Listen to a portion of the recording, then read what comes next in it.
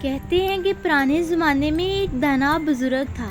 جب وہ بیمار ہونے لگا اور اس کو اپنی موت قریب محسوس ہونے لگی تو اس نے اپنے بیٹے کو بلایا اور اس کو ایک گھڑی دے دی اور کہا کہ یہ گھڑی مجھے آپ کے دادا جی نے دی ہے جو تقریباً 200 سال پرانی ہے۔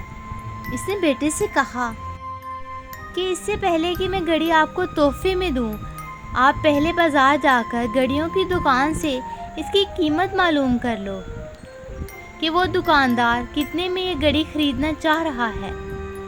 بیٹے نے گھڑی لی اور دکاندار کے پاس گیا اور قیمت معلوم کر کے اپنے والد کے پاس واپس آیا اور بتایا کہ دکاندار اس گھڑی کو 500 روپے میں خریدنے کو تیار ہے کیونکہ یہ ایک پرانی گھڑی ہے۔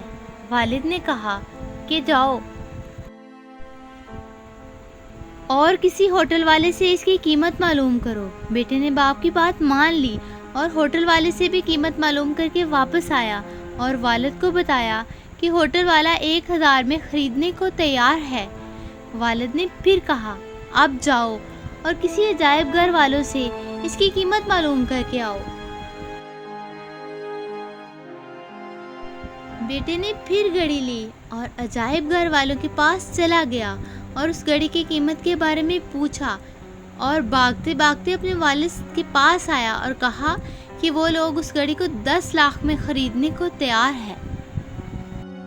تب والد نے کہا کہ دیکھو بیٹے، میں تمہیں یہ سمجھانے کی کوشش کر رہا تھا کہ صحیح جگہ پر آپ کی قدر ہوتی ہے، آپ کو اہمیت اور عزت دی جاتی ہے۔ اپنے آپ کو کبھی ایسی جگہ پر مت ڈالیں جہاں آپ کی کوئی قدر نہ ہو۔